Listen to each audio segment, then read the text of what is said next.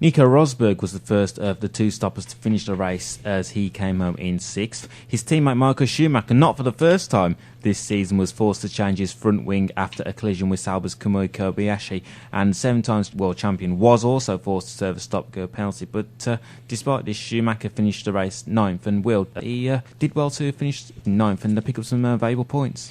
Well, yeah, and I think for Schumacher as well, he's emphasising that he is still here to race. I mean, I'll give you an example of Mika Hakkinen. Even when he was in his World Championship winning years, if Hakkinen wasn't in the top 3, he'd go into kind of like sleep mode and just drive around the track until the race finished. You never do anything. And Schumacher does the complete opposite to that. Even if he's racing for 15th, 14th, he'd still put in 100% to try and at least, get an overtaking manoeuvre done, gain an extra position. Yes, he does lose a lot of front wings, but he's done that all throughout his career. And I think he's one of those people, he's managed to figure out instantly, okay, I've done this has happened, I've got to serve a penalty, how can I make up the time elsewhere? Because, I mean, obviously, especially in the Pirellis, you can, if you want to, change your strategy completely and make up a bit of time, but only if you can make it work for yourself. Had Schumacher not collided with Kamui Kobayashi, he could have finished as high as 4th or 5th. Well, yeah, precisely. I mean, this is one of Schumacher's lesser good tracks, but to say as well. I mean, they were talking to BBC about how he's only won 3 races here, and let's not forget he won one of those races in the pit lane. So he's not been the greatest at Silverstone, but at the same time, I mean, he's still a good driver, and I think that Mercedes is getting better as the season progresses. But honestly, I think we need to see how the rest of this season goes, and then he really needs to hope out 2012 out of the box they have a good car. And along with McLaren, Mercedes will be hoping for a strong weekend in front of the home crowd in Germany. Well, yeah.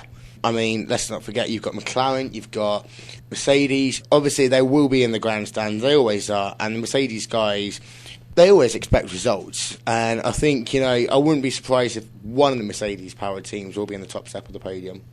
Another driver who was able to make his 2-stop strategy work was Sergio Perez. The Mexican was able to make his way up from 12th, where he qualified to finish the race 7th. Decent performance from Perez, and so far he's done a solid job for Sauber. Oh yeah, definitely. I mean, Sauber as well, they've never been the best team in Formula 1. They've never really even been a team that can contend for points every single race, but he's managed to, keep himself consistent throughout the season. I think that if you're a new guy, that is one of the most important things you can do. Just keep yourself consistent. Try and get points as often as you can. Try and get decent, clean finishes as often as you can. Because putting a car on the wall does nothing good for your team dynamics. And if you're all over the place, then, well, you might be really good at one track, but why you're not good at the other 16 or 17 on the calendar? Renault's Nick Heidfeld picked up some useful points by coming home in 8th, and since the opening 2 races, Renault haven't been anywhere near the dizzy heights, and they've been more or less dragged into the midfield battle. I think Renault's biggest issue is a bit like what they had a number of years ago, that they come up with an idea and they'll stick with it for as long as they can, even if it's not working. You go back to 2001, I think it was, they had the 111, I don't know why I'm doing this on a podcast, but they had the 111 degree engine, which, they were useless with it for the first half of the season, but then eventually they managed to get it to work for themselves. And Fisichella, I think, got a podium at Hockenheim or something like that. But I think that Renault, I think they're stubborn in one ways, but the fact that they do keep with an idea and not change their car every 20 minutes or whatever is one of the good things that will pan out for them in the long run. Let's not forget, they are still a team on the transition. They are still a team as well, where their lead driver, who they probably, developed a lot of the car around, is, still not racing for them. And I think that this year's pretty much almost become like a very, very long test session for them until 2012. Well, we do wish Robert Kubica a speedy recovery, and hopefully we'll see him in a Formula 1 car soon. Well, yeah, I doubt he'll be back this year. But, wish him all the best. And, hopefully he'll be back for 2012. And pretty much, hopefully they'll have a really good Renault for him to drive next year as well. Well, Toro Rosso's Jaime Alguersuari finished in points yet again, and he took the checkered flag in 10th place. And the final Brit we haven't talked about is Force India's Paul Di Resta. The Scotsman had a sensational Saturday by qualifying 6th, but Di Resta lost roughly 25 seconds during his second stop, as a team were expecting Adrian Sutil. Will, an unfortunate end to what promised to be a great weekend for Paul and Force India. I think it's a shame about what happened to him in the pit lane, because it seems every year Force India have one really, really, really good race where they could almost contend for a podium, and I think this could have been it for them this year.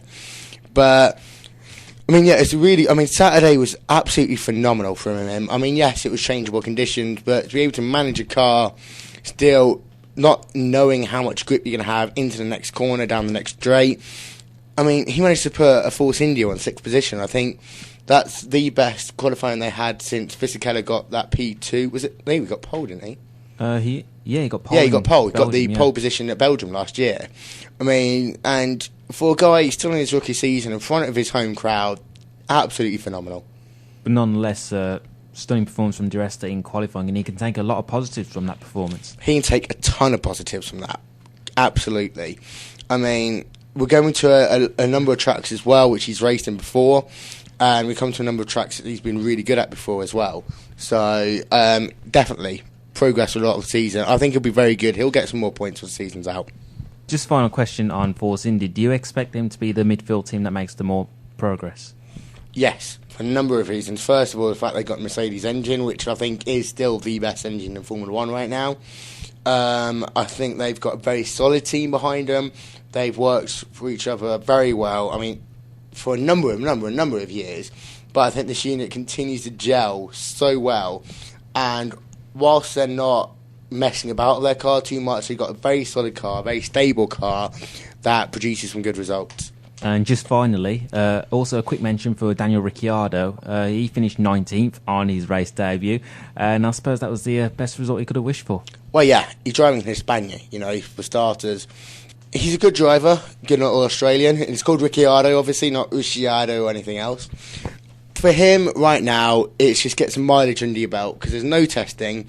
I mean, even, on Friday when I can put test drivers in the car, you don't learn a lot of that. You need some race experience in a Formula 1 car. You need to pressure qualifying and everything.